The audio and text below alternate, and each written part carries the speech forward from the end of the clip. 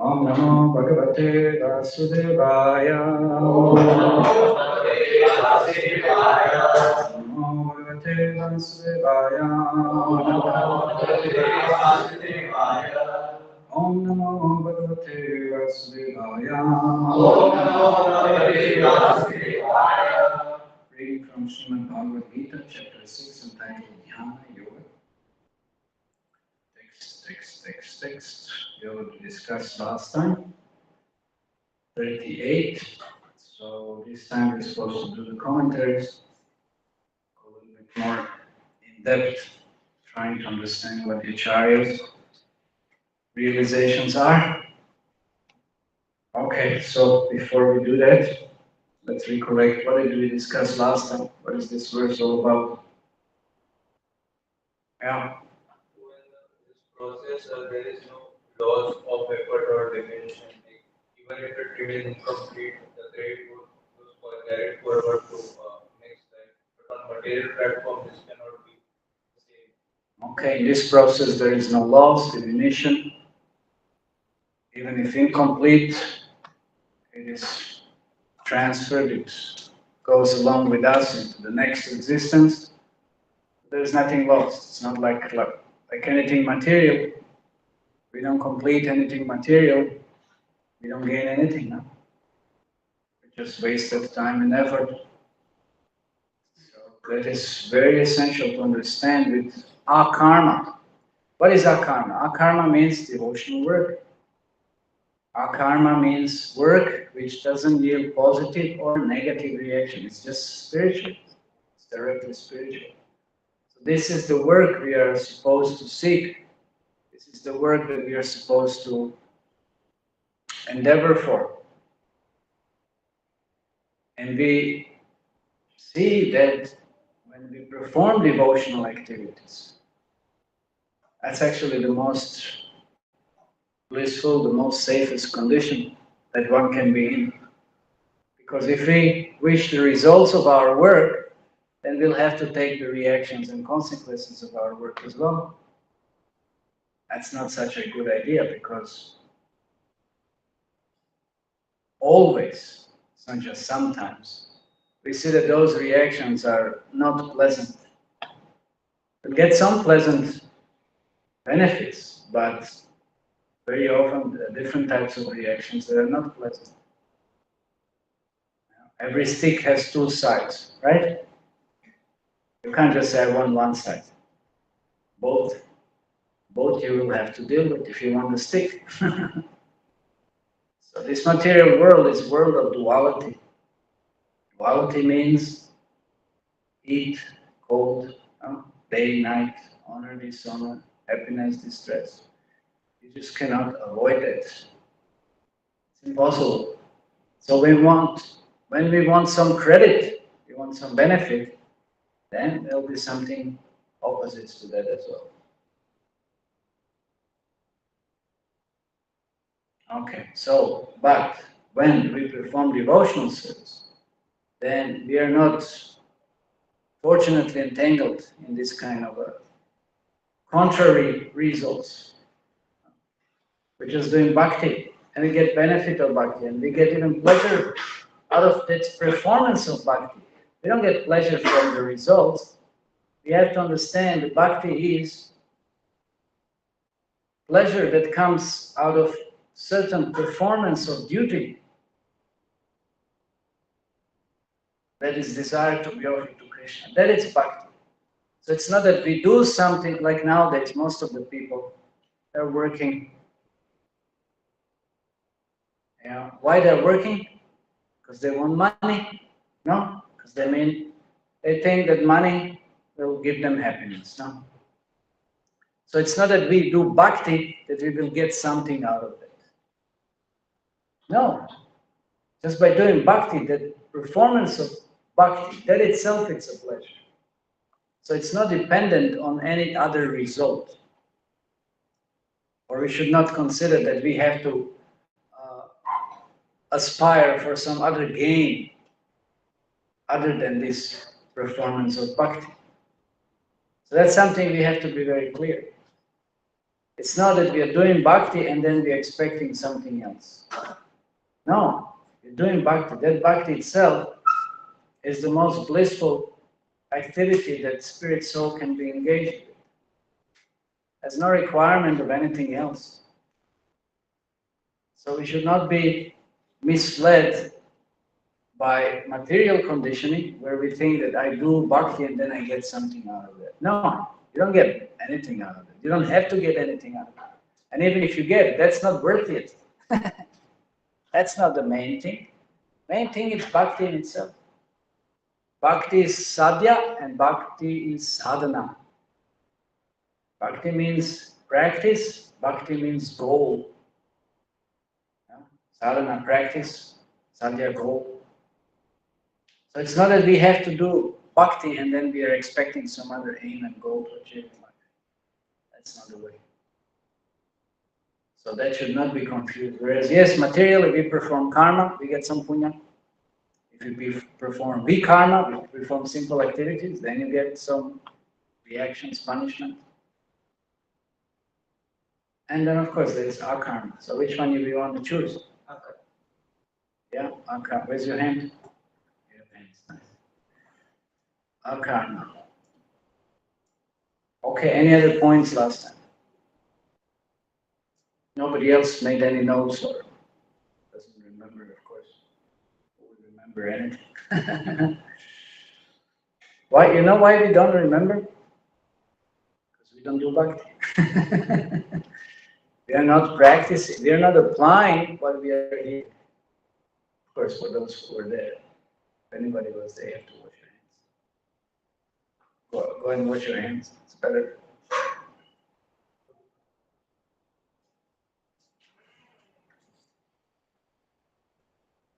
Prabhupada would really say. Because otherwise you touch something after you serve prashadam like not to someone else, then everything you do. You touch a bhilai, you touch the book, you made aparat. It's not a good idea.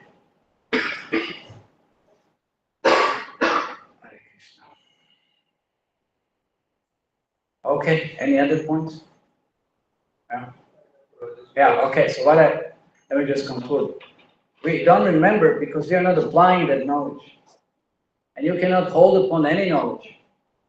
Don't lose it, material saying goes. Don't use it, you do what? You lose it. That's it. You don't use it, you lose it. Correct, Shiva? Yeah? So now what to do? So how many times you have to hear the same thing? So if you don't practice what we hear, we won't benefit one thing and then another, definitely we'll just lose that benefit of hearing. So that's not a good idea. You should practice. You should apply.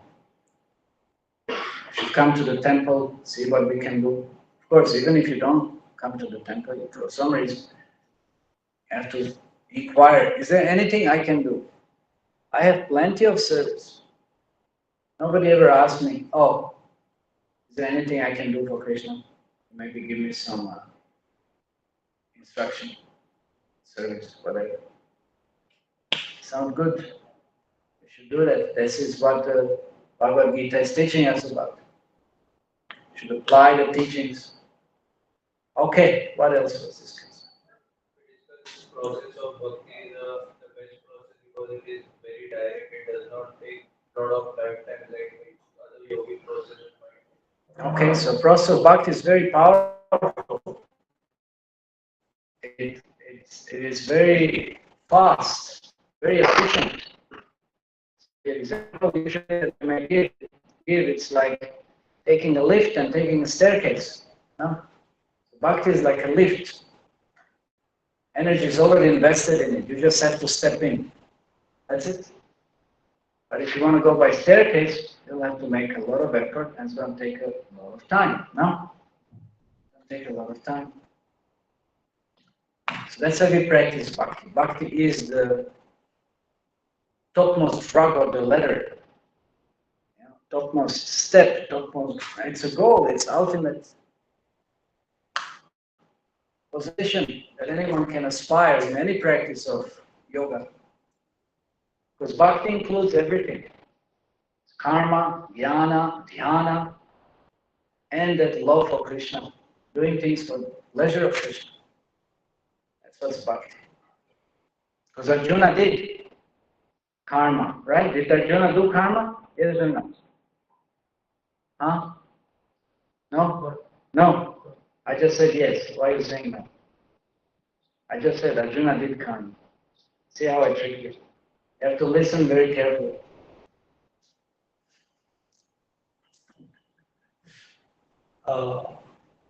Arjuna did karma.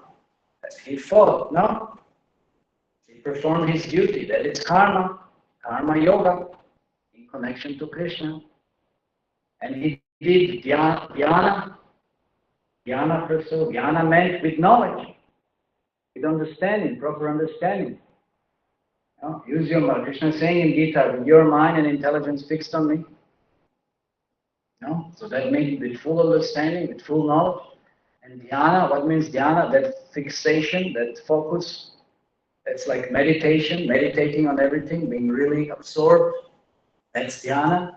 And bhakti. Bhakti means what? For pleasure of Krishna. That's why bhakti is the topmost. It includes all.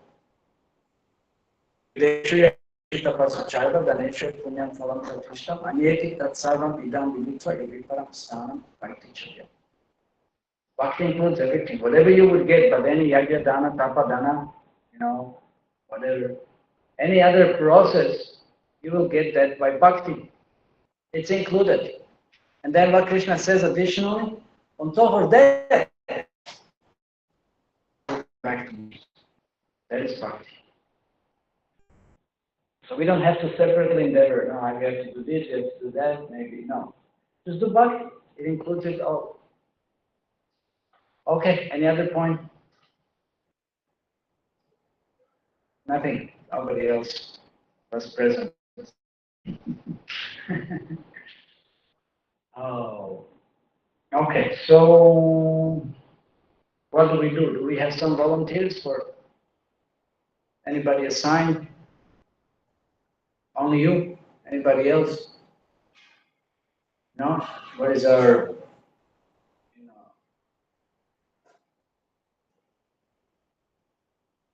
regulator, so to say, of this program doing? Didn't assign any service to others. Huh? What, Yogi? Nothing. You didn't receive anything. Supposed to discuss commentaries. Okay, so I guess then let that be done next time. Okay? Because it has not been done now.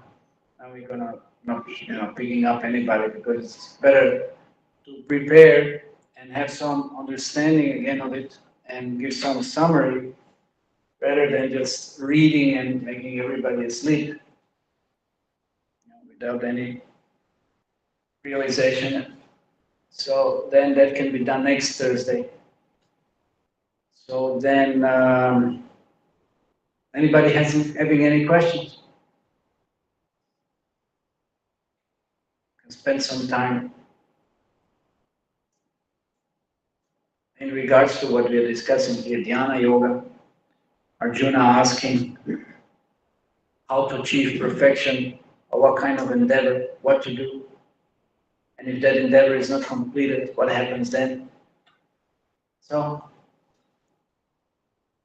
nobody has any question. And why did we come here? You have to have a question. If anybody wants prasadam at the end, you have to come up with a question.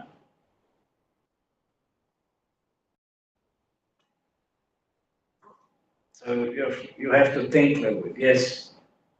At time when you said that Arjuna did karma, Okay. so what would be a conclusion that at first Arjuna did karma and when Krishna asked, now do what you want to do, so actually he listened to Krishna. So would that be considered as bhakti, or he did in starting he did karma and then bhakti? Because in the end he surrendered to Krishna. So can we term it as karma, or it will be bhakti yoga? Any surrender to Krishna is bhakti yoga. And as I said already, you cannot separate karma from bhakti, because karma is included in bhakti. Action, any kind of action for pleasure of Krishna, that is karma. But ultimately is bhakti, because it's done for Krishna's pleasure. Hey, here we go. Question, don't go anywhere. I have to think of some question. So, Prabhuji, when we say Arjuna did karma, Yeah. then we are talking about that it is included in bhakti. Yeah. So when Arjuna did karma, that's included in bhakti, because anything done for pleasure of Krishna, that is bhakti. That should be clear. So whether it's meditation, whether it's physical work, whether it's intellectual endeavor, if it's done for pleasure of Krishna, then it's yoga, then it's bhakti, and some connection to Krishna. Okay? Another question. Like we are students, we are studying. So how What can you are studying? we are studying? I'm studying CA, Chartered Accountant. Okay. So how can I study for the pleasure of Krishna? How can you study for the pleasure of Krishna? That's a very difficult studies to connect for pleasure of Krishna. But it's possible. We have some chartered accountants, working out temples accounts. They're working out, for pleasure of Krishna, so that everything is regulated to see what are the expenses, what are the, incomes, what are the, so many different things in regards to accounting. So in that way, maybe not exactly right now, but once you get your degree, hopefully, then you might use that practically for Krishna. Or if nothing else, that's what Krishna says in 12th chapter of Bhagavad Gita. The best is to fully give your heart and mind to Him. If you can't do that, then work for Him. If you can't work, then give some fruit of that work. That's also. So in that sense, you can connect your work to Krishna, give some results to Krishna. That could be done. Yeah. Okay, should we go by order? Yes, any question? How to come out this material attachment? practicing. How to, okay, overcome material attachments. Well, we're already practicing Krishna consciousness. By practice, and more practice. So, in this way, we will gain attachment to Krishna. Attachment is always there to something. So instead of being material attached, which is temporary, better to be attached to something that is permanent, something that is worthy of investing time and energy for. Something, some permanent attachment, and that it's attachment to Krishna, which is perfect. It's not limited, no? And it doesn't last for a short time. Okay, Kaushik, any question? Do we have any attachment for service? Should we have attachment for any specific service? Not necessary. The devotee should be daksha, or expert in everything, or at least attempt. And should be ready to do whatever is required. Prabhupada would very often point to the devotees, he would say, do the needful. Do the needful. And when the needful is not so urgently required, then you may do whatever it's say your conditioned nature, and then you do that for Krishna's pleasure. So, of course, that's not easy, but that's what we should aim for. It's like Jayananda Prabhu, he was building the rath, he was cleaning, he was cooking, he was preaching, he was administrating, he was doing puja, he was doing everything. He didn't make any distinction. For him, everything was blissful. Cleaning the toilet, anything. Everything was blissful for him because it's all devotional service. That's why Prabhupada recognized him as practically only ISKCON saint whose day is celebrated, day of departure. Okay. Any question? कोई प्रश्न है? नहीं एक प्रश्न पूछो. बोलिए सोचना. How you say? Think about it a little. I have a question. No. Wait a second. We go by order. You have to have a question. No, but why you came here? Just for sitting, AC or something? What's the point? I'm serious now. We have to have some question. What's the point? Spiritual life means asking questions. Otherwise, what are we doing here? Just sitting, wasting time. Okay, you still have 20 minutes. I want one question. Yes, one question. That's why, when you come other time, that's why you're so dull and blank, and just completely blank. You don't remember anything because you're not thinking. Nobody's thinking. It's not good. You have to start thinking. When you start thinking, then you will be focused on what is discussed, and then you'll carry some benefits. Otherwise, we just come here and we just sit, completely dull like buffaloes, and then what is the use? And we'll remain like buffaloes. Spiritual life is meant to understand something more than what our position right now is. You have to learn how to ask questions. At least you ask, why are you calling us buffaloes? You can ask that question. Yeah. Why am I doing that? And I'm not doing that for any personal reason. That's the Shastric, perspective. That we should inquire. The whole spiritual purpose, it's meant on inquiry. Our spiritual life, it's meant to be inquired about. The more we inquire, the more we gain. It's unlimited. And if we don't, then what is the use then, really? Okay, 20 minutes are still left. Yes, Prabhuji behind. Any question?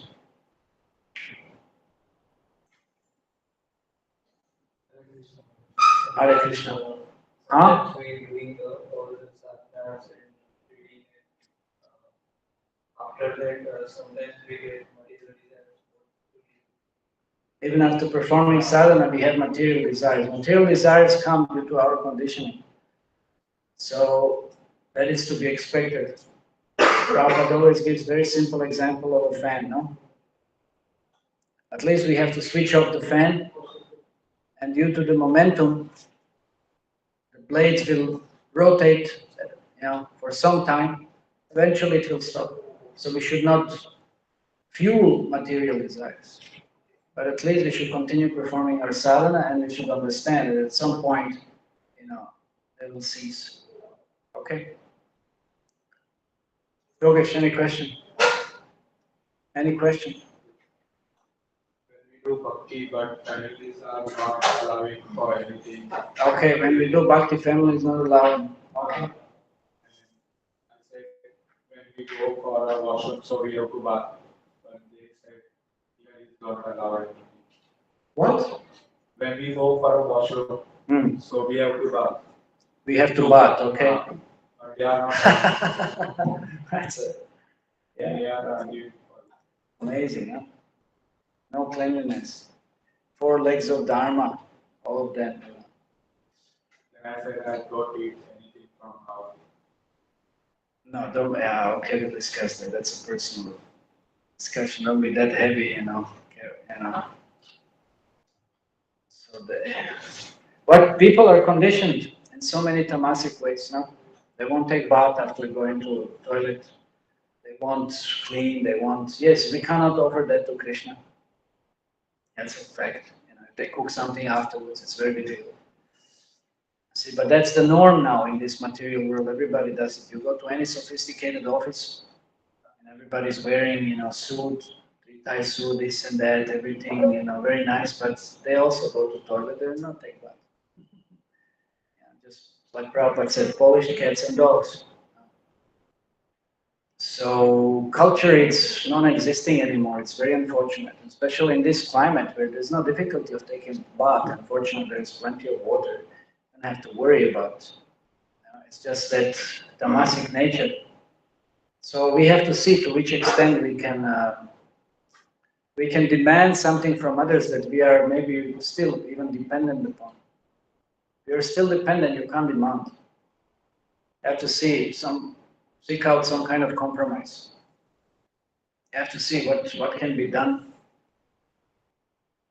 Because you're dependent, no? Financially, in terms of staying, in terms of whatever it might be there. You have to see what you can come. So you can't demand. You can try to negotiate certain position, and or maybe request or try to plead, teach, something like this. But don't demand because it would create a lot of disturbance. And you won't achieve anything. Just create more mess, no? So if we go somewhere out and they are eating meat, Yeah, then you get karma if you take anything from them. Yeah? they are asking for please at least drink water. No, it's karma. You tell them straightforward. You can tell them we don't take anything from those who eat meat because we will get also reaction of that. It depends. If it's someone who you think that will not understand really or have some relationship with them or something, you can explain to them. If you cannot explain, then you give some excuse. Tell them I'm doing fast today or something. I don't know. See if it works. It's heavy. Even if you take water in someone's house who is eating meat, you get karma for that. Even if you sit in their house, you'll get karma. It's pretty bad. Yeah.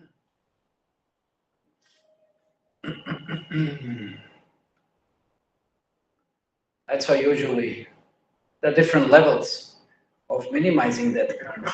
Water is one, fruits, uncut fruits, it's another, then cut fruits, and maybe milk. You take grains, heavy karma. Once I went to one of my cousin's sisters' home, and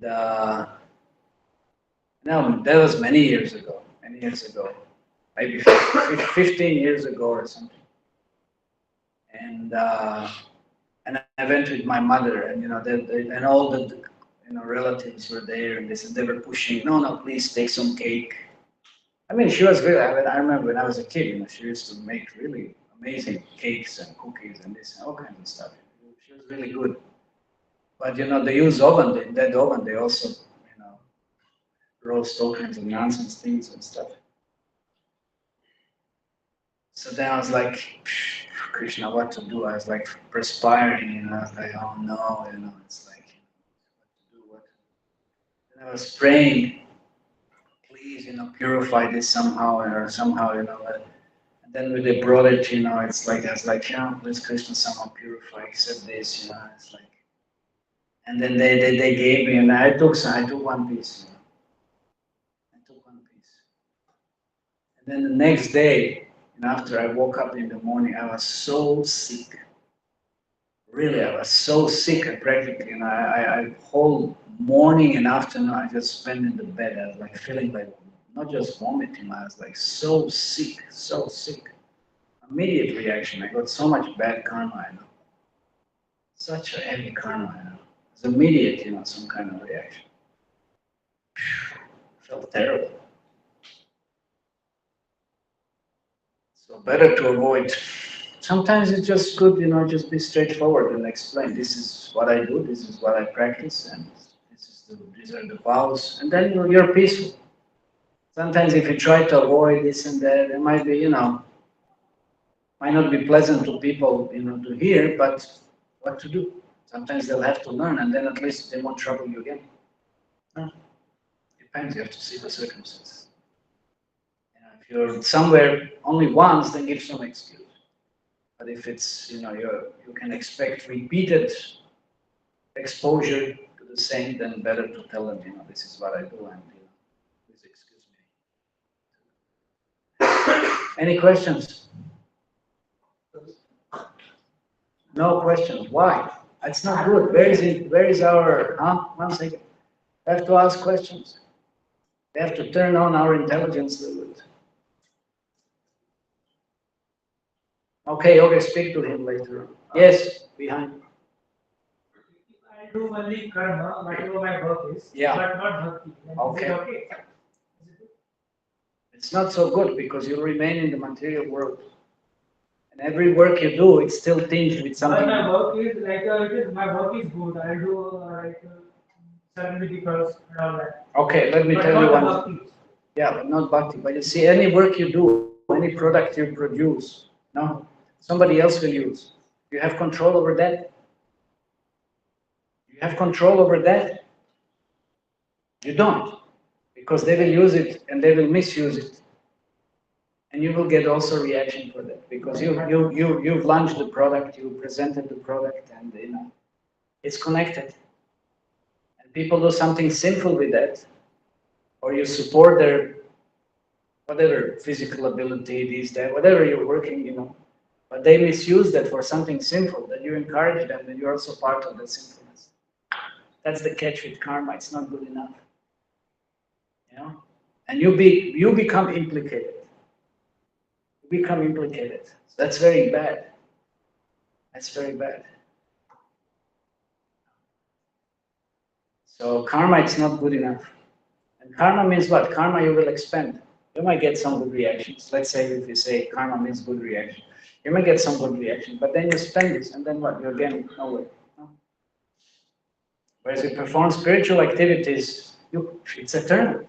There's no expenditure. It's eternal. It's eternal. Energy is always, that energy always exists. Spiritual energy is not diminished. That's the catch. Okay? Anything? Sometimes we stuck in illusion. How can we overcome it? Knowledge. Any illusion, it's overcome by knowledge. That's why we're discussing Bhagavad Gita. That's why we're trying to ask questions. We're trying to learn. So there won't be any illusions anymore. We have knowledge and we know what to do. Then we will recognize what is the difference between illusion. There's a very beautiful verse in Srimad Bhagavatam.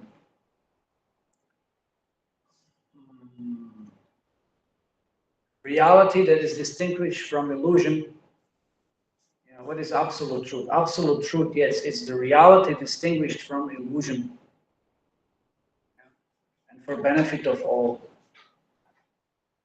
So how do you know what is reality? How do you know what is illusion? That it's absolute truth. If you know, then you have to know. Know means you have to get some knowledge. No? Okay. So just learning, studying a little more here. Any questions? Actually, I have 4 questions. Fast. Okay. So, Only one question. one Second we can discuss after that.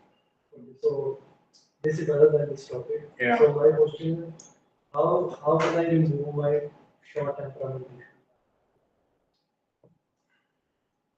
issue? Short temperament. I don't know. How do you remove your short temper? I also don't know. issue?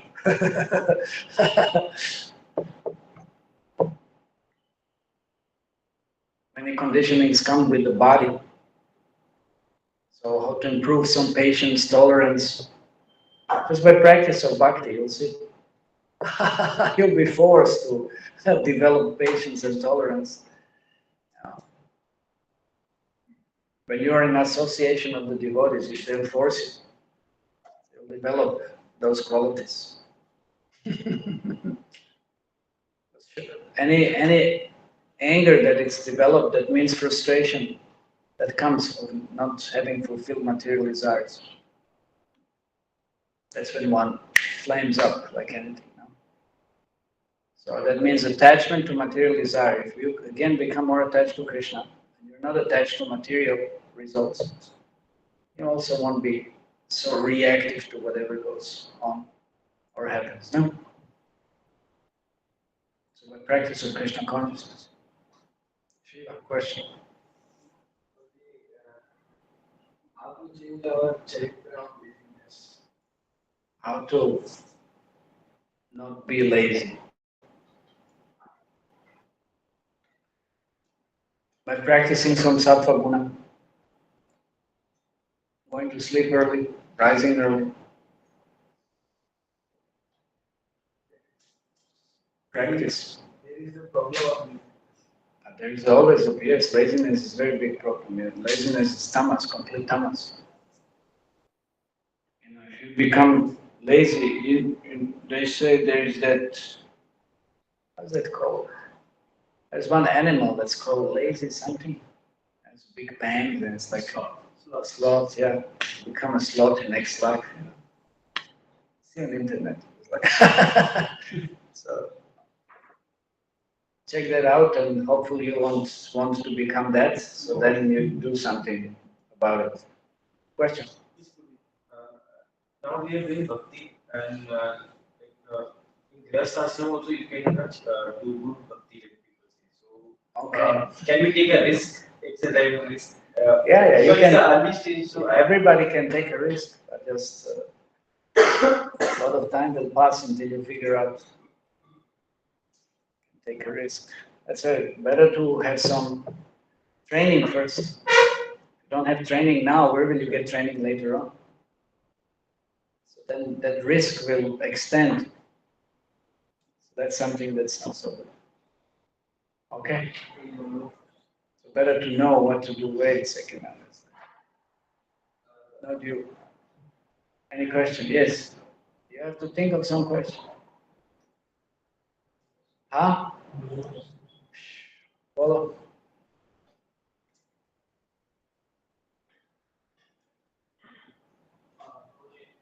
How to learn how to memorize the words easily. Like when I sit to read about that any book. Any capacity to memorize, That time I feel very sleepy. you feel very sleepy. But don't be sleepy. Get sufficient rest, and then you with a fresh mind, then you memorize the words. You know? So make sure that you have sufficient rest, and then when you are, one should be attentive. You know, being attentive means that one has to be regulated, eating, sleeping, recreation, and work. That's what Krishna says in Bhagavad Gita. If that's not the case, you can't be a yogi. No? So then you have to learn how to regulation. It's mode of goodness. So when you live in the mode of goodness, then you will be able to practice spiritual life. Otherwise, it's going to be very difficult. How do people learn for exams? How do people learn anything, memorize anything, whatever? So many ways and techniques. Question? It's not good. You have to have questions. If you don't have questions, are signs of intelligence. So where is our intelligence then? Just how to eat, sleep, have sex, and depend. It's not good enough. You should do better. Human life is meant for something better. You should have questions. How do we achieve Krishna? Why we come here? What is spiritual life? How do we advance in spiritual life? There can be billions of questions. All the scriptures are based on spiritual questions.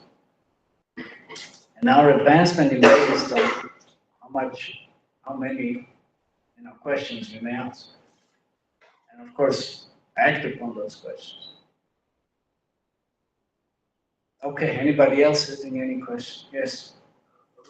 The more service we get, the more arrogant and egoistic we become. Is it? How to Who said it? Really? get more service and stay humble? Should be just the other way around.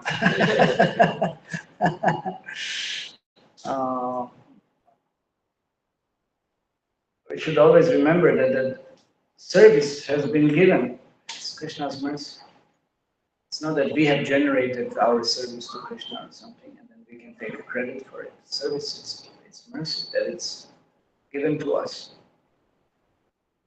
So we should never forget that. If we forget, then that's not intelligent again. That's an influence of the false ego which covers our intelligence and makes us falsely claim proprietor, enjoyer. So if you perform any service, we should also understand, like Krishna says in Bhagavad Gita, Orusham Rishu, I'm the ability of a man. No? Even that performance, where does it come from? That energy comes from Krishna.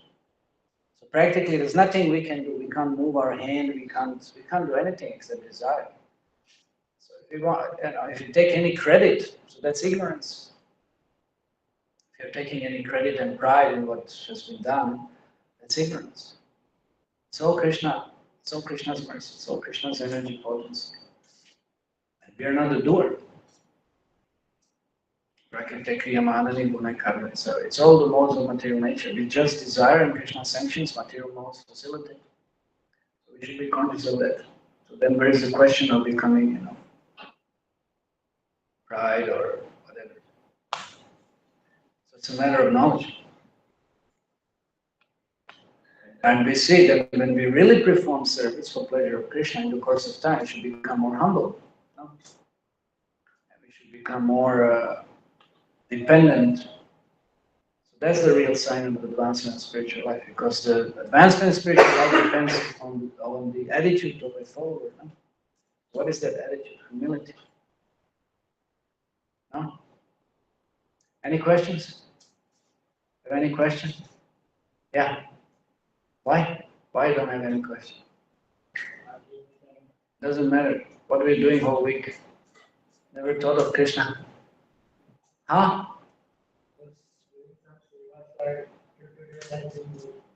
Doesn't matter, but you read something, you heard something.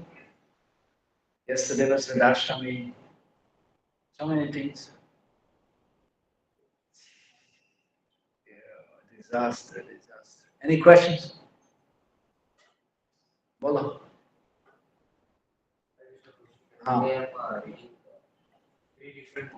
Okay, see, he's reading something. If you don't read, you will never have any questions because you won't know what to ask. That's the point. Okay. Okay. Okay. Whenever I start reading new chapter, after reading few pages, I feel very deep this, and I take to move to another book. So I just move to. Yeah, that's a trick of the mind. That's not good. Mind is not allowing you to absorb in the subject. And that's our conditioning.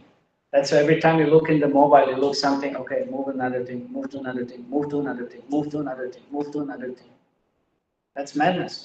That's material madness. So you shouldn't allow that to happen when you're reading spiritual books. Don't allow mind to trick you like this. Remain focused, remain, absorbed in what is going on. Don't allow the mind to trick you like this. And start studying, not just reading, study. Try to understand what it's written, make the notes. If you have any questions, put those questions down. Like when I don't know, if you start reading something, it becomes more and more exciting because so much more new information is coming up. So then why would we allow mind to divert us to something else? Should never allow that to happen. So that's the point, you see. You will have questions if you start reading. If you don't read, and you're just filling your mind with material information, then of course you'll never have any spiritual questions. You just have material, you'll have questions, you'll have material questions, how to earn more money, how to get this done, how to get this debts, how to avoid this, how to this. It's not a good idea. You have to start reading, and I'm telling you, if you don't start reading, there's no hope in spiritual practice. That means you won't understand anything, you won't know what is the goal, you won't know how to practice, you won't know what's your position to start with, you won't know anything. Why we have so many books? We have plenty of books. Open that cupboard. Open that cupboard. So many books are there. In the boxes, no? Okay, so I want you, all of you who didn't have a question, to take at least one small book now. Kaushik, manage for this. Display some. Please take one small book and promise me you're going to read that at least in a month. Minimum a month. Of course, you can read it in 2 days if you want. Such a small book I can finish in 2 days. But I'm giving you at least a month. You have to be forced, you understand? If I don't force you, you won't do anything. You just keep on coming here and gaining nothing. It's not good for you. I may not mind. But what kind of teacher am I if I don't tell you to do what is supposed to be done? And you never change or benefit from that. What is the use? Confirmed. So I'm requesting you, we have in Hindi, Hindi, Marathi, Gujarati, whatever it is, and get all the languages. So please take one book and just read that book. You have a month. And I'm sure next time you come here, you have billions of questions. Not now, it's over.